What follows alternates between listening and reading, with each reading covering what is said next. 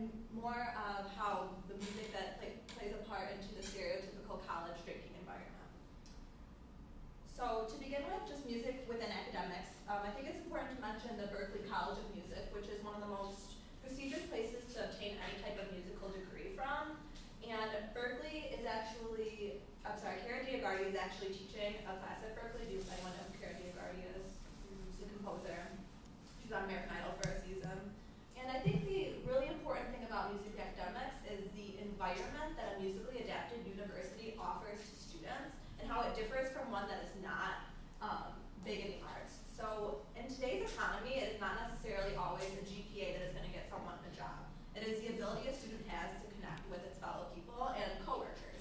And attending a musically adapted university offers students to become cultured on different levels. And it gives opportunities for people to learn new things, and that will later on give them connections to people that they work with. So the one career I'm going to talk about that no one's really mentioned, and I know I wrote about musicology and music therapy, but music management, just as someone described in a quote, music managers go beyond the music to understand the entire industry themselves. And I don't think anyone really realizes the demands of this career and degree. Music managers not only have to have an eye for talent, but they also have to know finance, accounting, marketing, and law. And there's no other really degree or career that is so demanding in all of these aspects. Okay, so moving on to more of what music outside academics. A huge part of my research was actually analyzing Asher Roth's song, I Love College. And I don't know if everyone heard it, maybe. I'm going to play a quick clip of it. But one of the huge lyrics I pulled was, I can't tell you what I learned from school, but I can tell you a story or two. And Roth's main message here is that he is pretty much emphasizing that partying, drinking, whatever, is more important than the actual homework or learning environment of what college is. And I think it's the media that has given college students this type of reputation. And college has gone from what was once regarded as the highest learning environment to a place of frugality and drinking. So I'm just going to play a quick clip. I think that everyone's pretty much heard it before. This is a film set. What's real are the HTC One X and all the quotes about it from real experts. The best Android phone, hands down. But it's gone even better. This is the new HTC One X Plus with a 67% faster processor and longer battery life.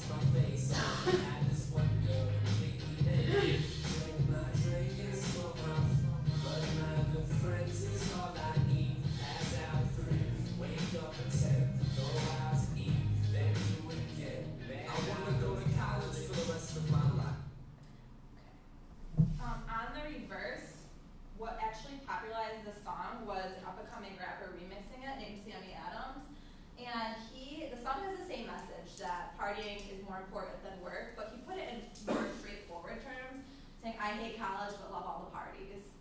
And just a quick piece of that, he actually wrote this song in his college dorm room, which I found very interesting.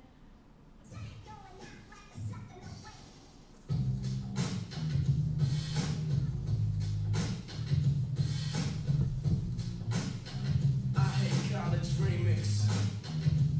I hate college, but up on the parties, finishing cakes and crushing bottles of Bacardi. King of the class, I'd rather live with a high. Single doesn't mean I'm looking for somebody.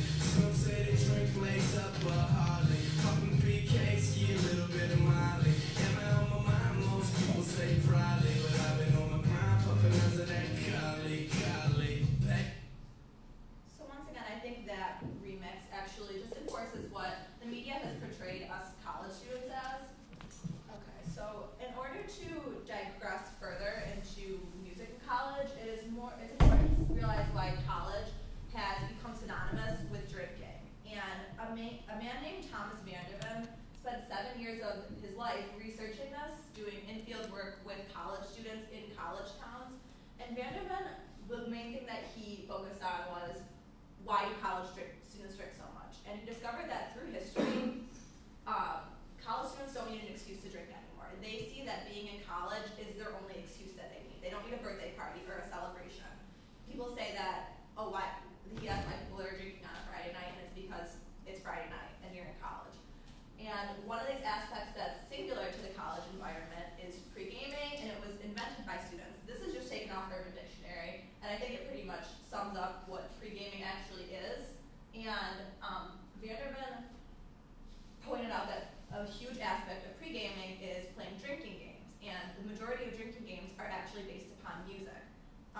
Just before I go on, does anyone actually know what the most dangerous drinking game in the world is? No? It's a concept that was invented in England called vodka eyeballing, where people pour vodka directly into their eyeballs to become drunk faster. But the second most dangerous drinking game is actually Power Hour. And this is a game based solely off music. And it's 60 shots of beer in 60 minutes. And the internet has made the Power Hour just viral. It has created entire websites based upon playlists that go on for 60 minutes and change the song after, change the song after 60 seconds. You can pick, so participants know when to take the next shot. And one of these websites is fratmusic.com. And I just want to go on this site real quick. You can see that the tag Power Hour is right down here. And I think this site was really perfect and crucial to my research because every website on it really every song on it really demonstrates what the stereotypical drinking music is. Fast-paced, upbeat, dance. Oh, that's awesome. Okay. So just Thirsty Thursday, Power Hour, just clicking one randomly. I've never listened to these. Said you wanna test my flow, but what's wrong with them? Pretty much the music is the song changes after 60 seconds, the participants take their next shot. And you can see just how, it's kind of disgusting how much effort people have put into creating different playlists for this sole purpose. Country Power Hour. Yeah. Put that on for a minute. Okay. Just for a second.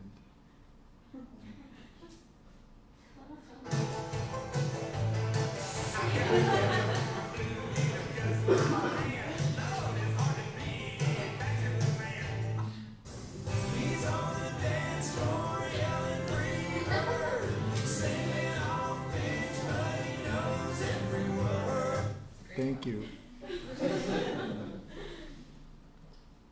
Billy's got his beer goggles.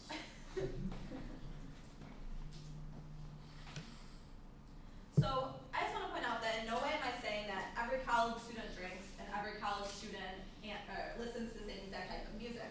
But in my research, I really wanted to represent the majority. So I pulled some statistics and I looked at various studies, and I found that the number of students who drink in college exceeds the number who do not by 18%. So that is why I'm speaking on the majority, that just going with that statistic is the assumption that college students do drink. And the highest number of students who fit a given stereotype based upon the type of music they favored were those who listened to rap. And electronic came in second. So what this study did was took a random sampling of students and it divided them up based upon their favorite music. And then it questioned these people on what they valued. So things like alcohol, partying, love, just various things all across the board. And those who favored rap music fit the stereotype of favoring more partying, alcohol, and drugs. And those who favored electronic, it was pretty much the same thing. So I think it's important to realize what does music reveal about college students. And I'm going to play two clips. When I play this clip, I'm playing it on my laptop, so you guys don't know what it actually is. When I play this clip, if you recognize the song, or as soon as you do recognize the song, please raise your hand. You don't have to say it out loud or anything, but I just wanted to see, like, just show how many people in here actually know the song.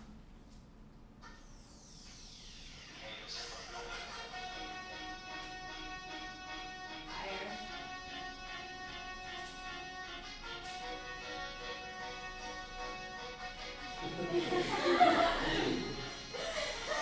Okay, so what is it? Someone tell me what it is. Lil Wayne. Yeah, Lil right above it. Okay, the next one, as soon as you recognize this, please raise your hand as well. And Professor Alana, you can't participate in this one.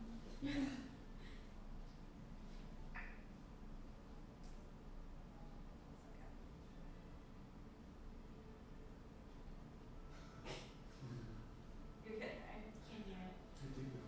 I don't remember the name, but I know it.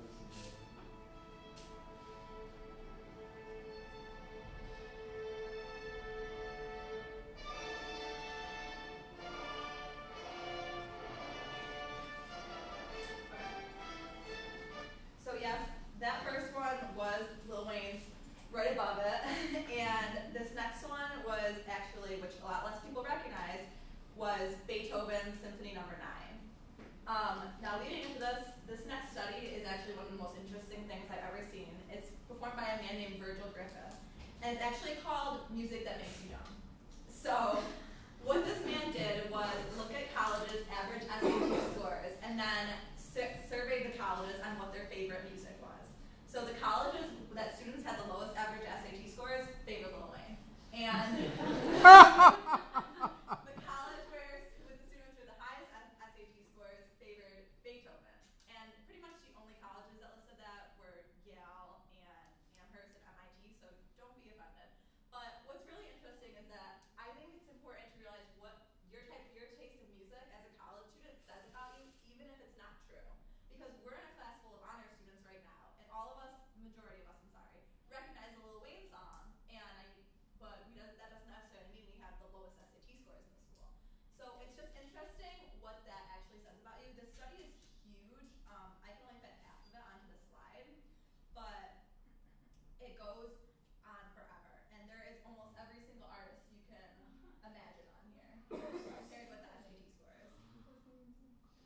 Oh, and he did, in case anyone's interested, which is also, I thought was interesting, he did a study on books that make you dumb as well. And just in a continuation with classical music, and I'm sure all of you have heard that listening to classical music while you study supposedly makes you smarter. And I decided to look into this further, and I actually came up with an interesting theory about classical music, and it's by a man named